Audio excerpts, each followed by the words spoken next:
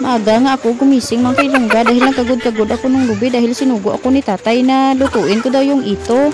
So, syempre, nagutom ako kailongga, tumimpla ako muna ng Milo, tsaka nilagyan ko ng minute na tubig, tsaka kumain ako na muna ng Bingo. Presto pala, hindi yan Bingo. So, naluto ng mga kailongga. Yan, kumain na nga yung tatay ko mga kailongga dahil nagmamadali pupunta sa kanyang trabaho. Nagpapahungit pa yung aking anak. So, ayan mga kailongga, dahil natapos ko na niluto yung ito. Ayan, dinamugan ko na yung aming baboy.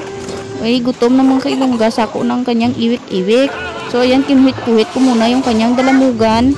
At saka ko nilagay yung kanyang feeds mga kailongga. So ayan na nga mga kailongga, tinusik-tusik na yung manok mga kailongga at akong tinabog ko muna mga kailongga, baka yung aking bariko sa kanyang tusikin mga kailongga, no. So ara mga kailongga, natapos ko na damugan mga kailongga, mabalik naman ako sa sulod kag magparek-parek naman sa ako nung labrawan dito sa sulod sa amon panimalay mga kailongga. So mula na nga ako ni share mga kailongga. Ciao.